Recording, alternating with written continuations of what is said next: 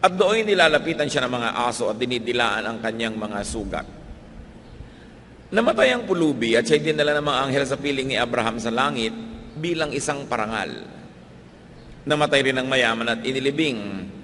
Sa gitna ng kanyang pagdurusa sa daigdig ng mga patay, natanaw ng mayaman si Lazaro sa piling ni Abraham.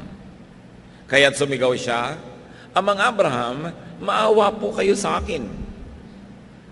Utusan po ninyo si Lazaro na isawsaw sa tubig ang dulo ng kanyang daliri at basain ang aking dila dahil ako'y naghihirap sa apoy na ito."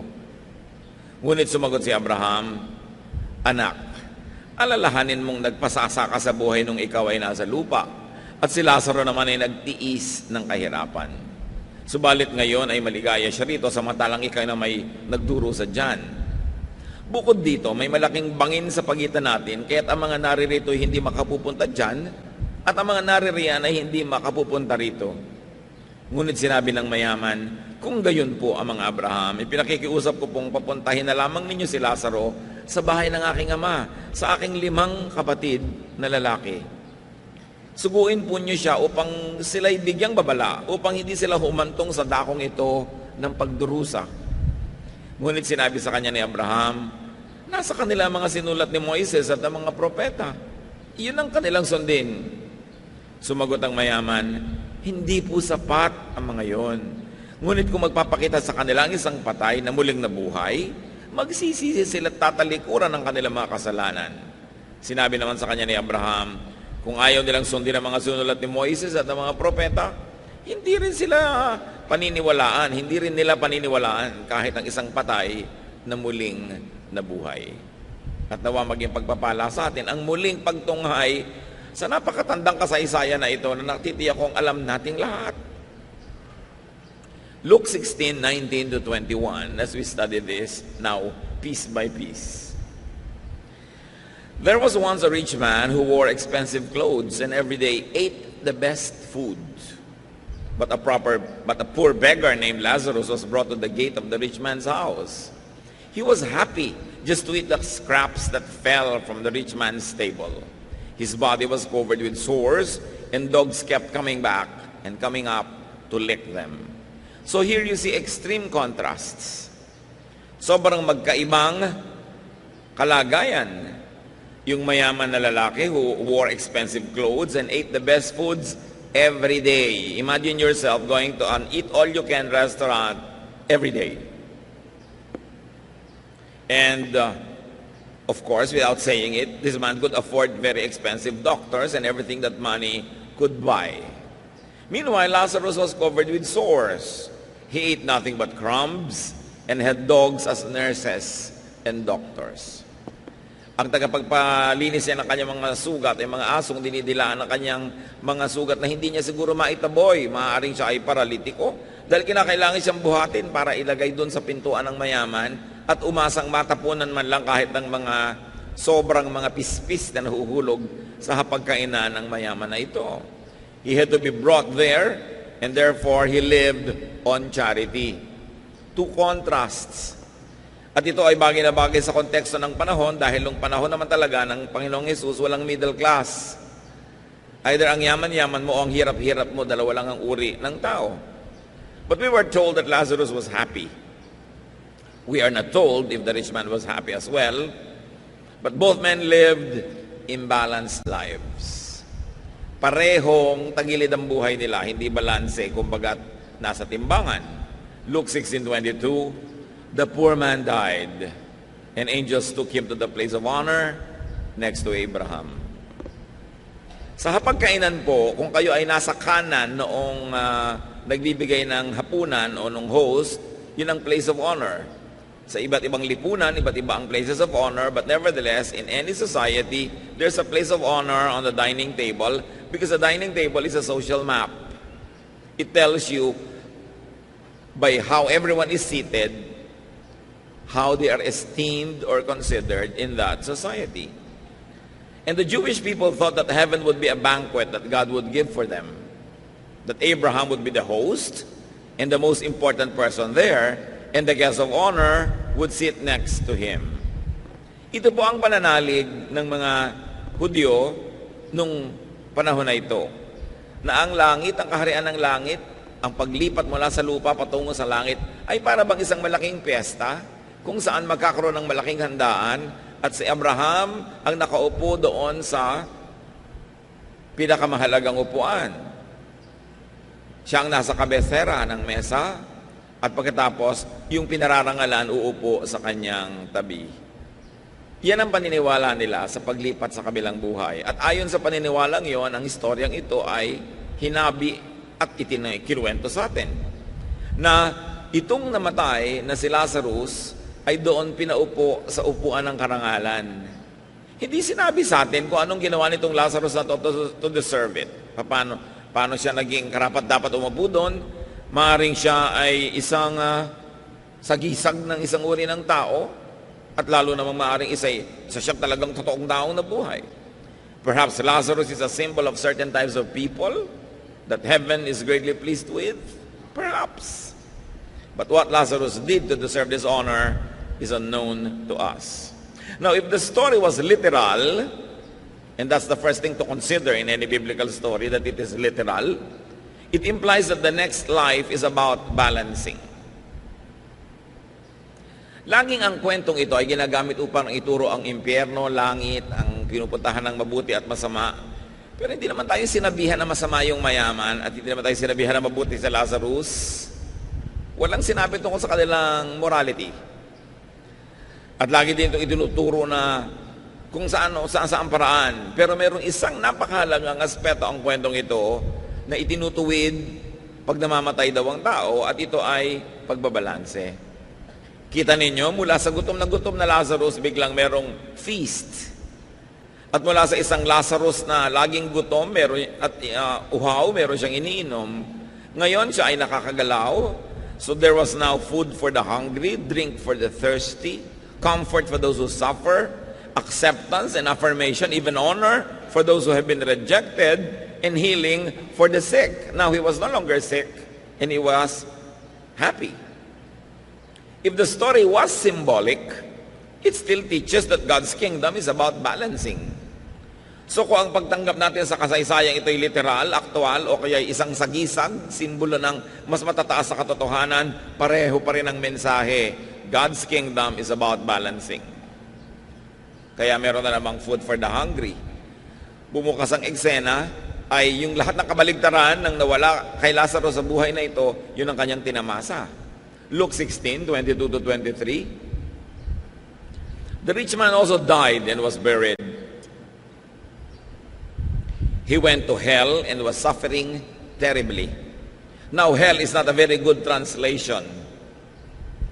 It came from the Greek word Hades, which the Jewish people often thought of as a place where the dead wait for the final judgment.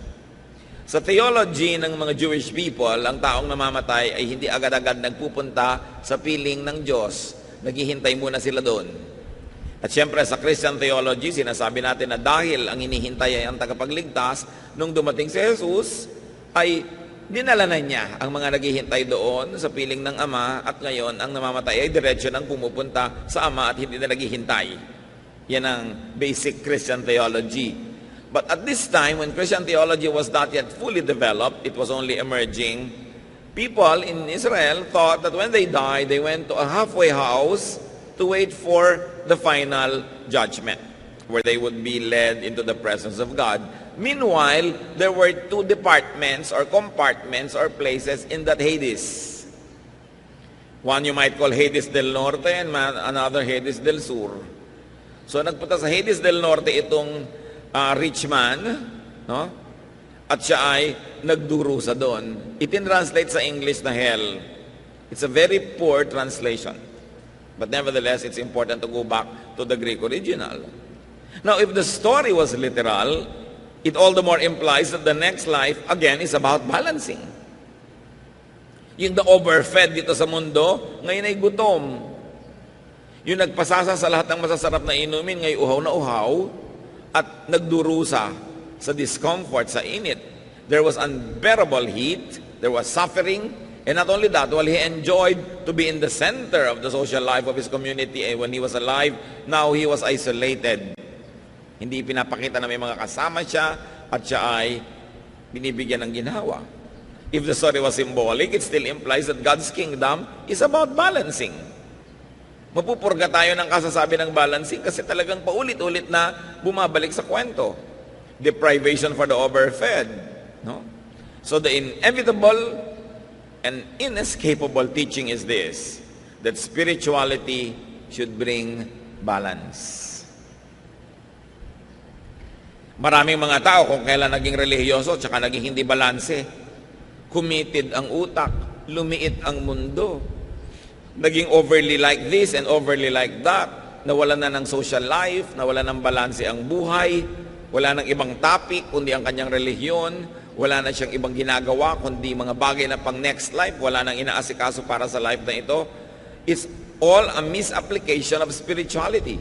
Because the central theme of this story is that your life must be balanced. Binalanse, yung gutom pinakain, yung dating sobrang busog ngayon ay nagdurusa at hindi makainom ng isang patak na tubig. To be in heaven in the next life, and to be in heaven in the present earthly life, one has to be balanced. Kaya hindi ba sinasabi, lahat ng mga nagdurusa, papahirin ng luha pagdating doon sa kabilang buhay? Ibig sabihin, yung mga dating nabuhay sa lungkot, babalansihin, bibigyan naman ng Diyos ng saya. Yung naging mga sobrang saya, lalo at the expense of others and their spirituality and at the displeasure of God, biglang dusa ang kanilang mararanasan. Pagbabalanse. So live a balanced life. Isa yan sa mga napakalilinaw at idinidiin na turo nitong kwentong ito. Na hindi lamang tayo nagkakaroon ng balanse pagdating ng kabilang buhay. Dapat sa buhay pa rin na ito, sinisika mo maging balanse ka. Kasi life is all about balance. So get rid of excesses. Meron kang mga higit sa iyong pangangailangan, give. Giving is a balancing act. Balance negative things with positive ones. May nasabi kang masakit sa iyong kapwa, bawiin mo, magsabi ka naman ng sorry o kaya ng mabuting bagay. May utang ka, bayaran mo para mag-balance kasi habang hindi ka nagbabayad, naka-negative yan. May mali kang nagawa, ituwid mo. Meron kang pagkukulang, punan mo sa iyong kapwa. Meron kang mga pananagutan sa Diyos, gawin mo para balance. Pag bata ka, inaalagaan ka na yung magulang at tinatangkilik. Pag siya naman ang tumanda, siya naman ang aalagaan mo, tatangkilikin para balance. Tinanggap ka ng iyong biyanan, tatanggapin mo rin siya para balance. Dapat ang lahat balance. Namamasukan ka, sinusweldohan ka, pagtrabahuhan mo yung sweldo. Hindi yung kinikita mo pero hindi naman mo talaga deserve kasi panay ang blakwatsa mo, hindi mo binibigay yung iyong best. O kaya may namamasukan sa iyo, naglilingkod ng gusto, bayaran mo rin ng gusto. Dapat balance ang buhay. May nagbibigay sa iyo, pinagbibigyan mo. May naglilingkod sa iyo, pinaglilingkuran mo rin. Hindi one way. Dapat two way. Doon pa lang kitang-kita natin yung halaga ng kwento. Hindi lang ito tungkol sa impyerno at langit. Ito'y tungkol din sa impyerno at langit dito sa lupa. Na ang taong hindi balanse, magkakaroon siya ng mga problema. Kumakain ka ng sobrang asukal, magkakaproblema ka. Sobrang asin, magkakaproblema ka. Kulang masyado ng ganito, magkakaproblema ka. Dapat balance lahat.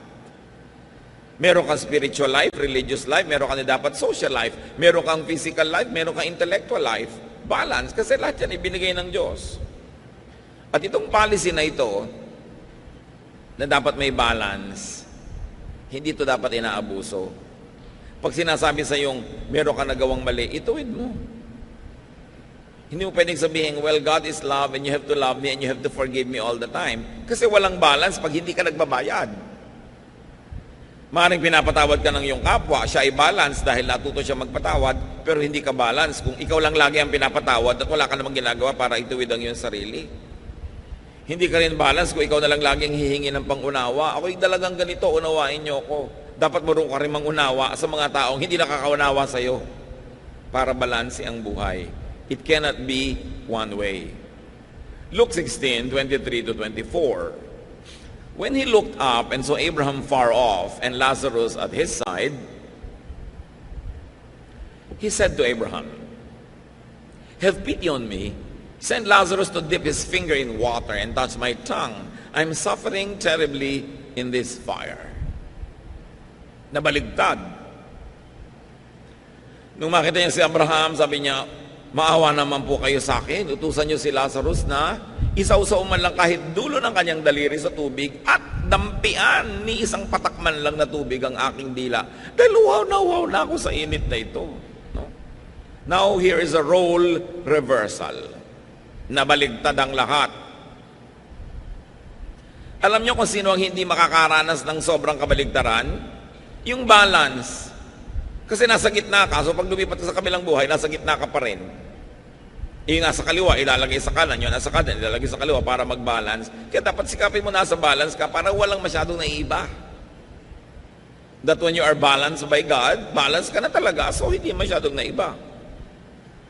Nagkaroon ng role reversal, except that while Lazarus learned to be happy with and did not complain about and did not impose on others for his portion before, the rich man is unhappy, complaining, and demanding now.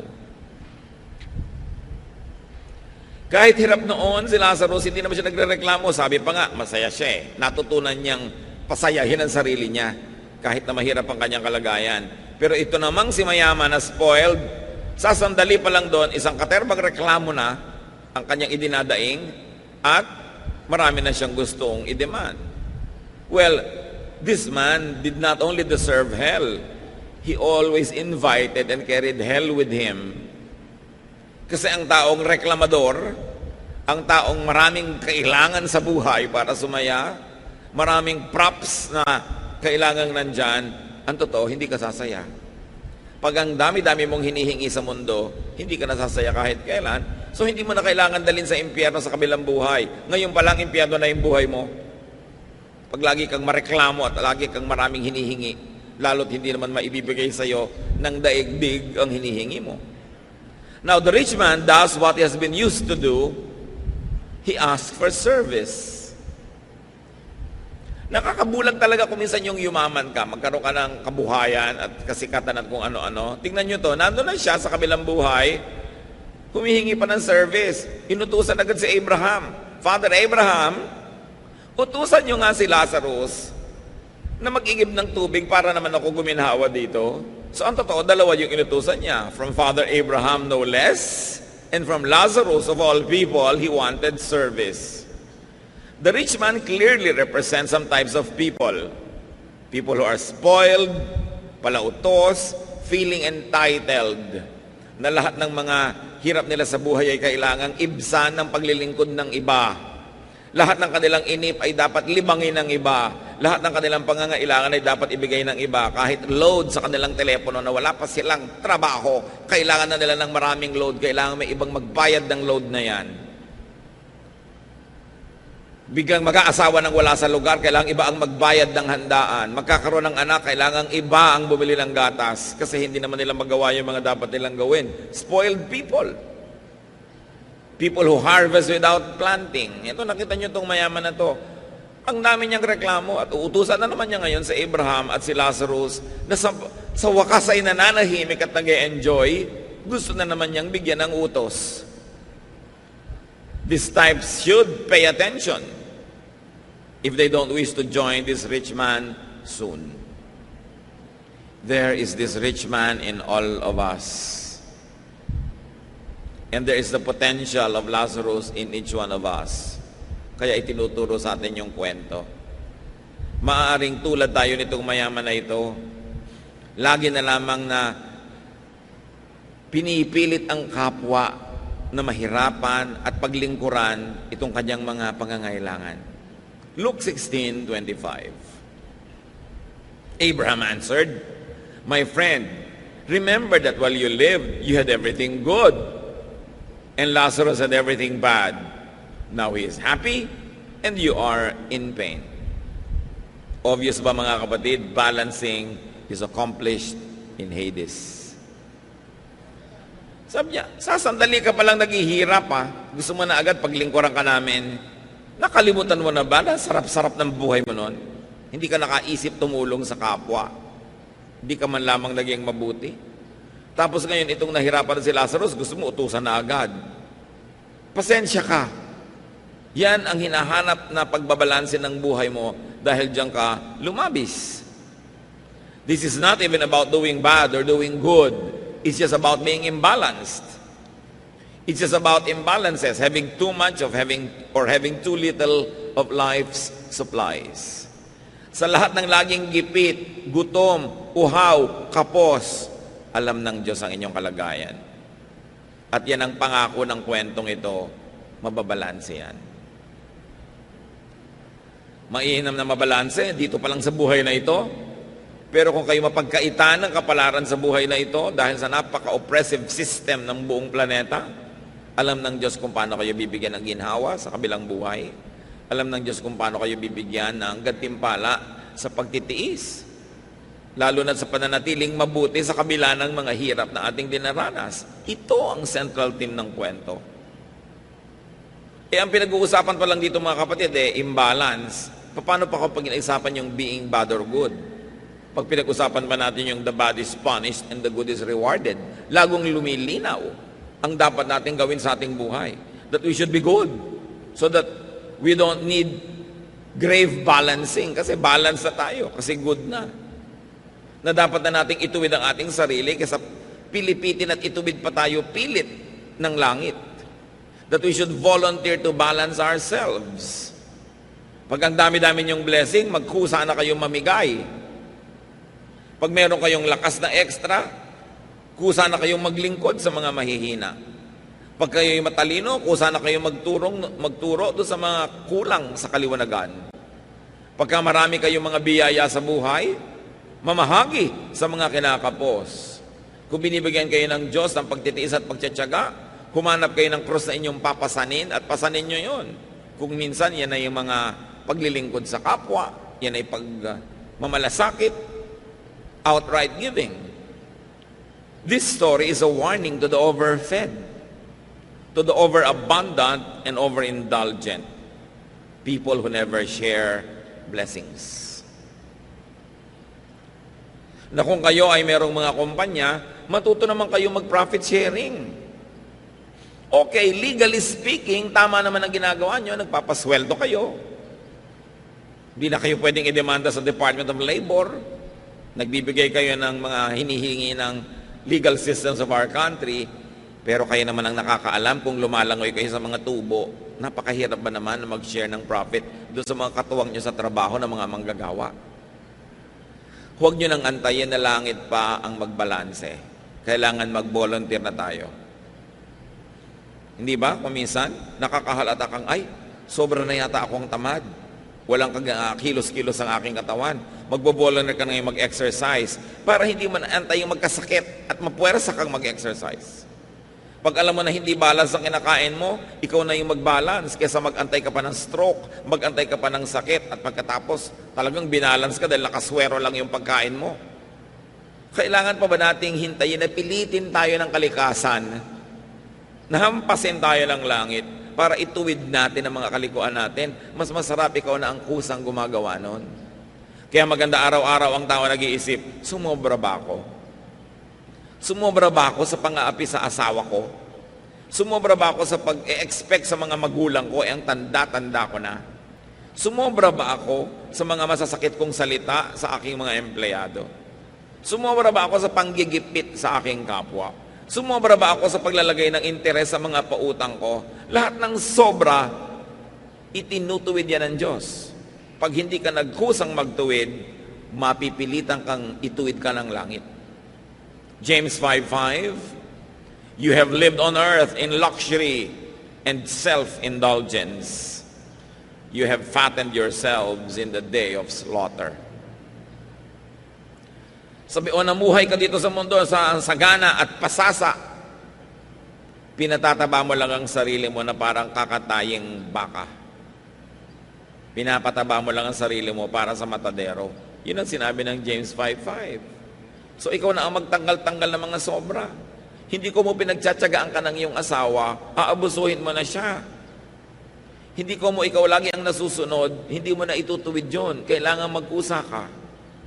Meanwhile, Hades is comfort for the always hungry, the always needy, and the always poor. Buti na lang may ganong pagbabalance na inaasahan nating mababalanse at maitutuwid yan sa buhay natin dito sa lupa. Pero hindi man natin sapitin yon at masaklap man ng maging dulo ng buhay na ito, may naghihintay na pagbabalanse na inilaan ng Diyos. And there was no morality attached to the story. It was simply a story of balancing. That God is God of balance and God will balance all imbalances. Because God sees, God hears, God knows. So just stick closely to God and never give up on God. Never give up on your faith, even if you're suffering. Sa kabila at sudulo ng lahat ng pagdurusa ay ang ginhawa na inilalaan ng Panginoon. Mapagmahal siya. At ang ginhawang inilalaan niya, hindi laging may moral clause. Mahal lang tayo talaga ng Diyos. At kung tayo naman ngayon yung pwedeng magbigay ng ginhawa sa ating kapwa, ibigay na natin. Kasi there is also the Spirit of God in each one of us. If there's the spirit of this rich man in each one of us, all the more that there's the Spirit of God in each one of us, kaya dapat din tayo na kumilos na parang kung Diyos ang kikilos, yun din ang kikilos natin. Maging maibigin tayo, tulungin, mapagkalinga sa kapwa. So, sabi nitong si rich man, patawirin niyo naman si Lazarus dito at padalan ako ng tubig. Hindi pwede. Nasobrahan ka na ng saya nun eh. Panahon na ngayon ng pagbabalanse para sa iyo. Saka may isa pang dahilan kung ba't hindi pwede yan. Luke 16:26. And besides, there is a deep ditch between us, and no one from either side can cross over. Sabi niya, alam mo, gustuhin man ni Lazarus na sundin ang utos mo, hindi rin pwede eh. May bangin sa pagitan natin, walang makatatawid. Hindi kami pwedeng magpunta dyan at hindi kami pwedeng magpunta dito. May bangin na hindi pwedeng tawirin. Parang familiar, ano? A metaphor of the great social divide on earth. May tarangkahan ng bahay niya, yun yung bangin. Hindi pwedeng tumawid si Lazarus, hanggang tarangkahan lang siya. Nasa loob naman si mayaman.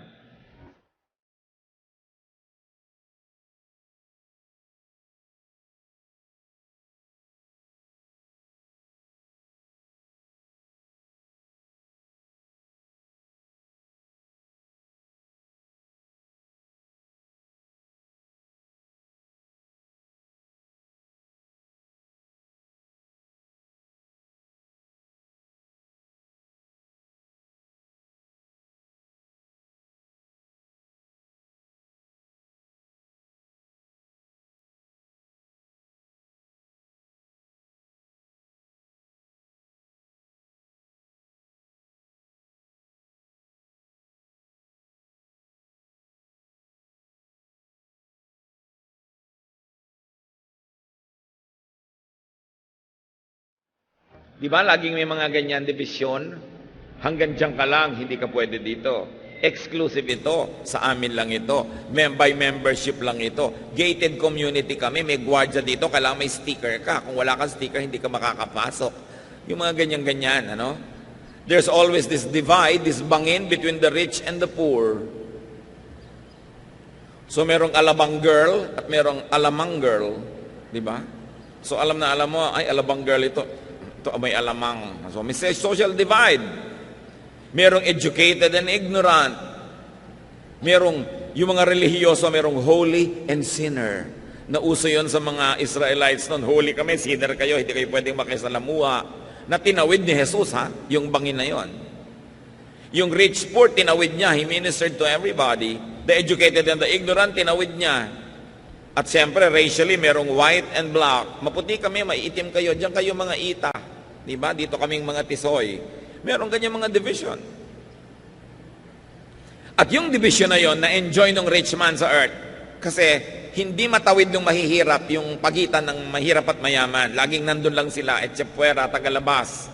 Hindi nila yun natawid. Hindi nila napasok yung maginhawang daigdig ng gated villages ng mga mayayaman.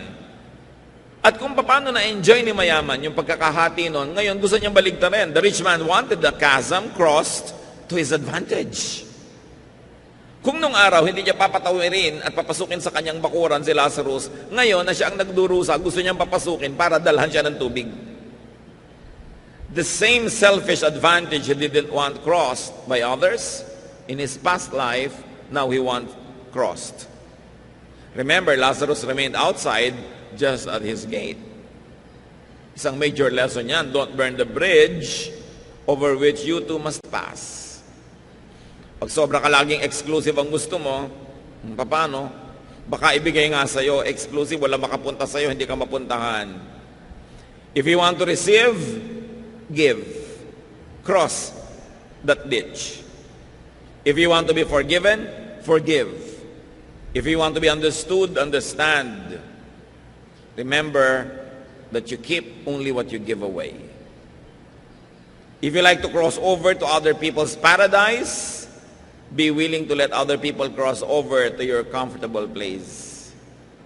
Gusto mo ang mga tao'y makiramay sa'yo sa panahon ng iyong hirap, makiramay ka ngayong maginhawa ka sa panahon ng kanilang hirap. Share your abundance, share your happiness, share your good fortune. Kumain ka ng masarap sa isang restaurant, why don't you order a special food and give it to your waiter? Iuwi niya sa kanyang asawa. Share.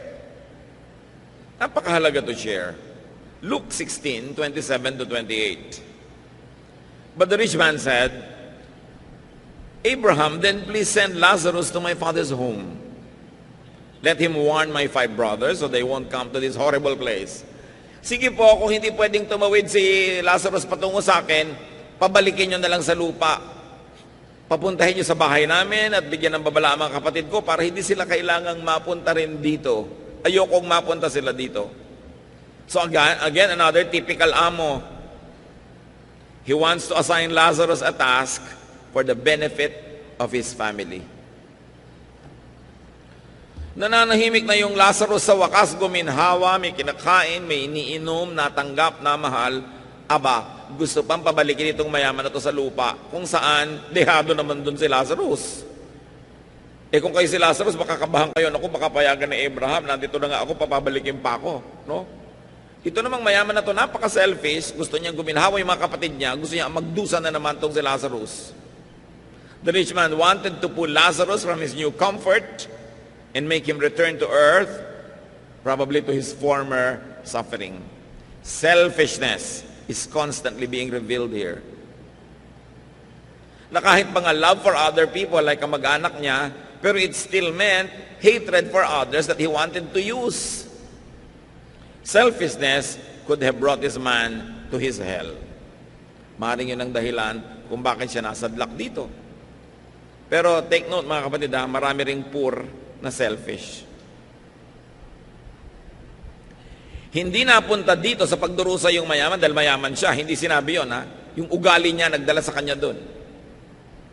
Hindi rin naman sinabing kaya napunta tong si Lazarus doon sa ginhawa dahil mahirap siya. Dahil maraming mahirap na ang mga ugali hindi pwedeng dalhin sa paraiso. The economic situation of these 2 men were not the relevant points. But we can surmise that it is about their character, about how they conducted themselves, how they lived their lives. So this is not just about class war or class struggle. It was a moral, social situation. So while the rich man wanted to love his family, here he wants someone else to do it for him. See how the same selfishness rears its ugly head every day. Sa buhay natin, maraming ganon. Rich parents abusing poor servants for the benefit of their spoiled children. Diba? Napabalitaan natin. Maid ni rape ng anak ng asendero. Mahal kasi ni mommy ang anak niya. Magdusa na lang ang maid, bigyan ng 10,000, pauwiin sa probinsya. Hindi na papapanagutin ng anak. O mapagmahal ka magulang, pero naaapi mo yung ibang anak ng ibang magulang. Nalilimot mo na yung inaapi mo, may magulang ding nagdurugo ang puso dahil naapi yung anak niya. Kumisan sa ating pagmamahal sa ating pamilya, sa mga malalapit sa atin, ine-exploit na natin yung iba. Kitang-kita mo yan kumisan. Yung mga kawawang yaya na habol ng habol dun sa mga mala-impaktong mga alaga nila. At kung ano-anong gagawing mga kamalditahan ng mga alaga nila, tapos ang sasabudin pa at papagalitan ng spoiler na mother, yung kawawang iyaya. Ang tingin niya sa anak niya ay anghel, hindi niya makita yung mga kaliskis, no? At mga sungay. Maraming ganon. Mahal na mahal yung anak, pero hindi marunong magmahal man lang dun sa yayang nag-aalaga sa anak. Tao rin yun, at anak din yun ng kung sinong nasa probinsya na nag-aalala din tungkol sa kanyang anak na namamasukan. Dapat nga kung marunong tayong magmahal ng anak natin, lalo kang natututong magmahal ng lahat ng tao dahil bumukas yung puso mo sa kahulugan ng pagmamahal. Pero yung bulag na pagmamahal, ang mahal mo lang yung anak mo kahit rapist. Kahit yung anak mo ay may binaril, my son is very good. Nakikita mo sa TV lagi mga bulag na magulang. May minasakir na yung mga anak nila. Gusto nila, suhulan na lang lahat yung tao at palusutin yung mga anak nila. Pag-ibig sa konti, pero paggamit at paglabag, no, sa mga basic decency sa buhay. Kasi malakas bumulag yung pagmamahal sa kamag-anak. Pero huwag nating lilimutin na lahat ng tao ay kamag-anak natin dahil lahat tayo nilikha ng Diyos. May naka-assign lang sa'yo na naging biological children mo, biological relatives. Pero sa palagay nyo ba may kinikilingan na tinitingnan ng Diyos? Mahal niya ang lahat ng tao. Kaya dapat marunong tayo magmalasakit. Hindi yung meron kang kikidnapin at papatayin mo dahil mag-e-enroll lang anak mo. At napakaraming ganon. Pagka magpapasko na, ang daming kidnapan, ang daming patayan, kasi para makapag-uwi ka ng Quezon de Bola sa iyong pamilya, may kikidnapin ka at babarilin. Kasi sobra mo lang mahal. Yung mahal mo kamag-anak mo, pero yung ibang tao, nililimot mo na dapat nating kinakalinga ang lahat ng kapwa natin. Eto na naman tong mayaman na to. Mahal ko mga kapatid ko, pabalikin sa lupa, sa lugar ng pagdurusa, yung Lazarus na yan. Kitang-kita natin yung selfishness. Parang sila lang may karapatang mabuhay at sumaya. There was imbalance. No? Napakaraming mga ganyang uri ng pag-abuso ng ating kapwa. Balikan natin ang kwento, Luke 16:29. Abraham answered, "Your brothers can read that Moses and the prophets wrote. They should pay attention to that." So ano bang kahulugan ng Moses and the prophets? It meant the Jewish scriptures, the Old Testament. So ang sinasabi dito ni Abraham, they have religious sources available to them. Bakit aabalahin mo pa itong si Lazarus na nananahimik dito? And what is the Old Testament's general teaching? Good works, personal righteousness. Yung dalawang yun, maging righteous ka, maging matuwid, at gumawa ka ng mabuti, lalong-lalo sa iyong kapwa. So ang ibig sabihin lang dito na Abraham, gusto mong huwag sila makarating dito, meron namang available na material. Nakaturo na lahat yan kung paano sila magiging matuwid at paano sila maglilingkod. Luke 16:30-31.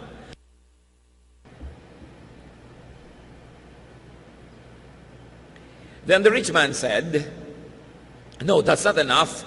If only someone from the dead would go to them, they would listen and turn to God." So Abraham said, if they won't pay attention to Moses and the prophets, they won't listen even to someone who comes back from the dead. So the rich man says, religious teachings, affiliation, activity, and attendance are not enough.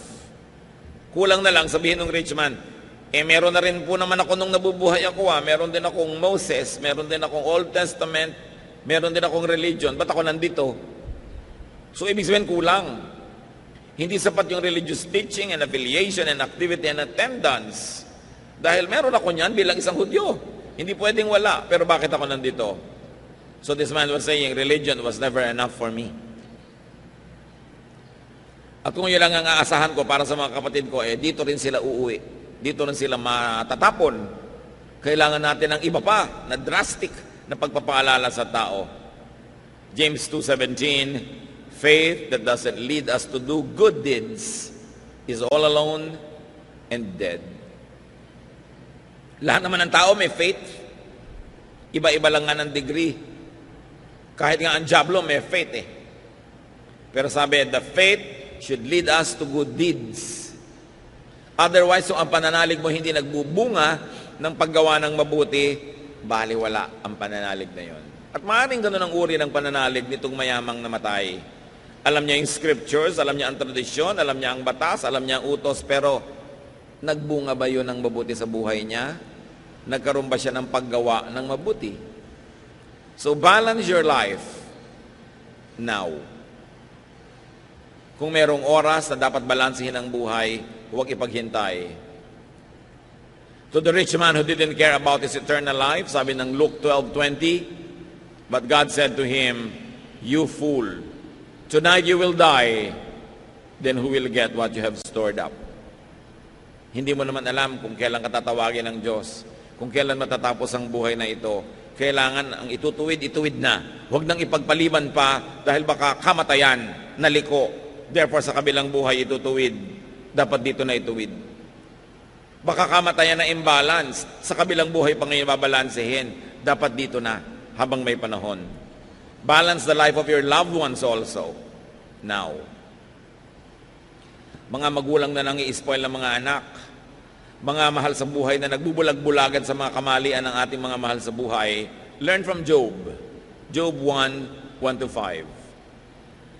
Many years ago, a man named Job lived in the land of Uz. He was a truly good person who respected God and refused to do evil. Job had 7 sons and 3 daughters. Job's sons took turns having feasts in their homes, and they always invited their 3 sisters to join in the eating and drinking.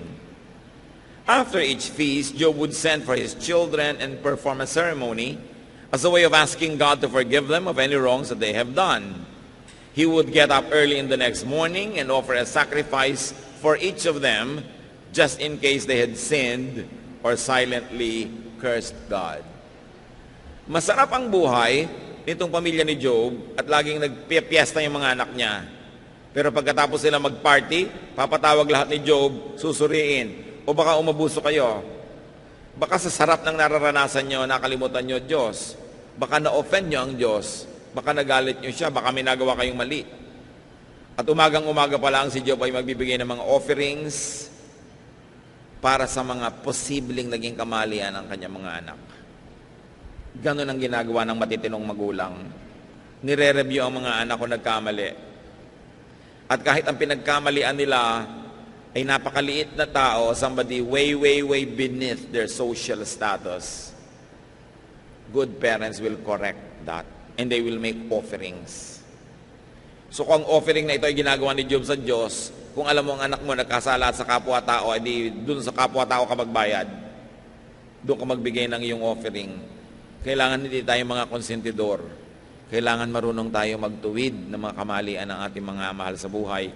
Kung hindi, aantayin pa ba natin na langit ang pumalo sa kanila at sa atin? Intercede for your children. Intercede for your loved ones now. Make offerings for your loved ones. Pray for them. Dahil baka may mga imbalances ang buhay nila. Tandaan natin, walang nakakalusot. Sabi nga, mene tekel parsin. The writing on the wall, tinimbang ka, ngunit kulang. At dumating ang hatol ng Diyos sa mga kulang, ang timbang. Dapat tayong lagi magsikap na itama. At huwag na natin patagalin. Every day, may nagawa tayong mali, ituwid. Meron tayong naging utang sa kapwa, bayaran. Meron tayong naging mga natanggap na mga paglilingkod, suklian. Laging dapat balanse ang buhay. Ama namin sa langit, turuan niyo po kaming suriin ang mga sarili namin.